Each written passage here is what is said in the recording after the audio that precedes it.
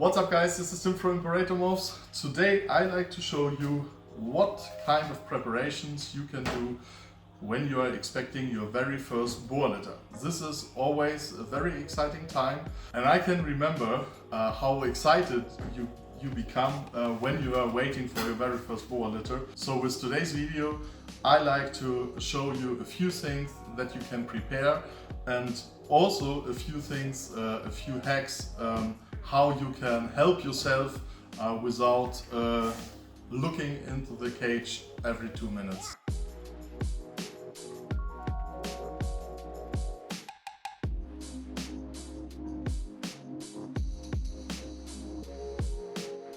The very first thing you can prepare is the tub or the enclosure or whatever you want to call it, and what kind of space you have available, where you want to keep the babies for the very first time. So here we do have a larger tub that we are usually using for our sub-adult animals, and we got some kitchen towel here, and the very first thing is that we are that this paper towel can be soaking wet. So of course this should be done right before you are putting in the babies. So this is like enough. We do like it to keep our babies in here till they get out of their very first shed. So once this is done, we have 2 hiding places in here. We also have a video about our hiding places and how to feed baby boas for the very first time. We put up the link for the video up here, and then you can check out why we decided to use those hiding places instead of all the other available ones that you can buy from a pet shop. So we have 2 of them right in here, and in the middle we like to place a water bowl. I do not like to put the water bowl in the corner because the babies they tend to build a pile once you put them in the tub. So if the water bowl is placed in here, I don't know if this really can happen, but I don't like the chance that an animal will be drowned. So this is why we put always the water bowl in the middle, and we are offering 2 hiding places, even though we know that very few of the animals will use it. Once again, usually the babies are building a big pile at the end of the tub in a corner, and not using the hiding places, especially within the first 2-3 weeks. So before you can start collecting the babies, first of all, you need a pregnant female. So the very first thing is you need to know when the baby's gonna drop. So the easiest way to tell when you can expect the baby, your first boa litter to drop, is to check when your female got her ovulation.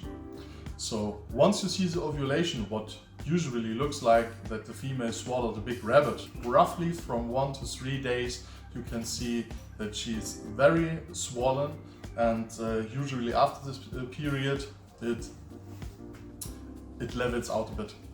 So after the ovulation of your female, like 3 to 4 weeks later, you see the POS. This is a post-ovulation shed.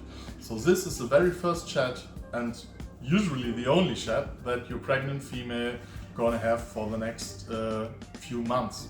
On the day of the post-ovulation shed, for Colombian females, for example, you can count 105 days.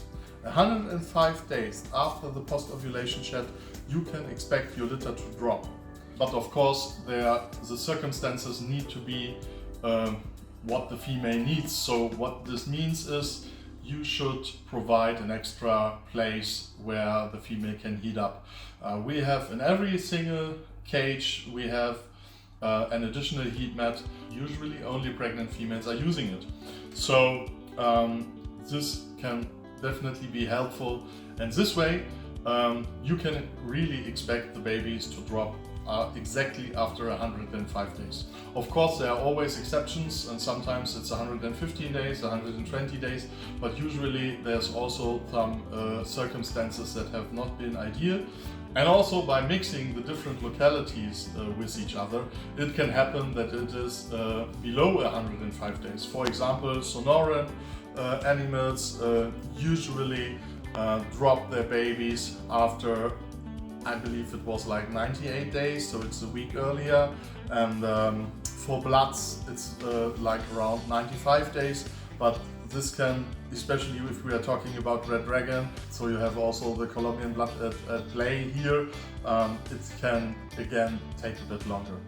Roughly 105 days is what you can use as calculation, and for the smaller localities, it is definitely below 100 days. Another important thing, in my opinion, especially for the very first litter, is try to prepare, to be patient. It's like the closer you get to the date of birth, the more excited you will become. Of course, at a certain point, the female probably starts moving around more than she used to the past few months, and at this moment you have the desire to check the female every 2 minutes. But this is of course also disturbing the animal. Talking about disturbing the animal, if you have the chance of removing all the additional animals that are inside of the cage, you should do so. Doesn't matter if there's the male still inside or maybe it's just a second female, but if you have the possibility, leave the pregnant female alone in her cage so she can totally relax and prepare for what's gonna happen.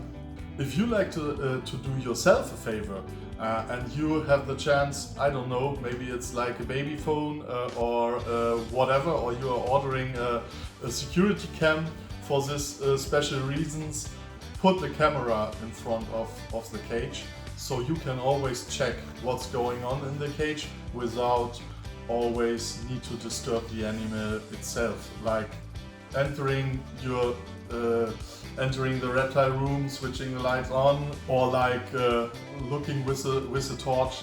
It's always disturbing for the animal, so just place a camera. It's also more comfy for you. You can check wherever you are at if you have access with an app to the security cam, but also you are not disturbing the animal too much.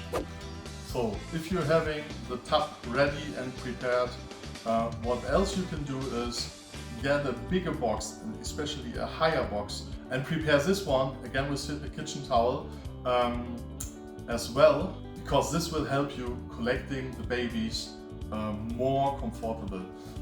Because the animals, especially if the litter dropped like a few hours ago, the baby's already going to be very active. So they will start, if we're having just a small tub like this, a flat tub, then the babies probably try to escape like all the time, and it will be more stressful for you. So for collecting the babies out of the cage, I recommend to have a box around this high, and this makes the whole process way more easy. So once baby dropped and you collected them out of the cage, you don't need to clean them. I always see it to have the babies in a big bucket full of water. Of course, if you have good experiences with this, go ahead. We've never done this, and we're leaving the animals inside of this tub for at least 24 hours so they can rest a bit. So it's gonna be slimy. You probably see a bit of blood, but that doesn't hurt the animal at all. Just leave them alone for a couple of hours and then take them out once again, put in clean kitchen towel, and you should change the kitchen towel at least once a day for minimum 1 week. So this is like what I would recommend. Always take care that the kitchen towel is soaking wet until the babies get out of the very first chat. So this is what probably will take place within the first 2 weeks.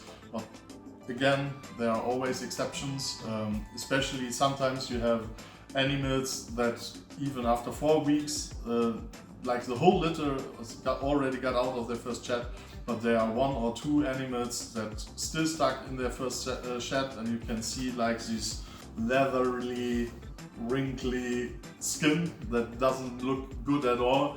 Just start feeding them, and I promise after 1 or 2 mouse, the animal finally gets out of their very first shed. So a short sum up, what you can do to prepare for your very first boa litter is get everything ready, get your tub ready, get the place ready where you gonna keep the babies for the first weeks.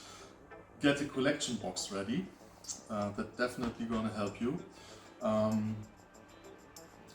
Do the calculation when you can expect the babies to drop, and once you know the estimated date of birth, try to remove all the other animals out of the cage, so the pregnant female can be on her own and prepare for the birth. Prepare yourself to be patient. Get yourself a camera or whatever is needed so you feel up to date, but you don't need to disturb the animal itself too often. And yeah, leave the animals alone, especially for the first days. Just change the kitchen towel like 1 or 2 times a day, and once they get out of the first shed, then you can also switch to newspaper. So that's it for today. I truly hope you enjoyed today's video, and these tips gonna help you when you are expecting your very first boa litter. In case you're having any questions, just leave a comment down below, just message me. We also do have some really good summaries on our website, www.imperatormorphs.com, and of course there are also quite a few available animals uploaded, so don't miss out to check it out. I really hope we see each other again in the next video. Take care, bye bye.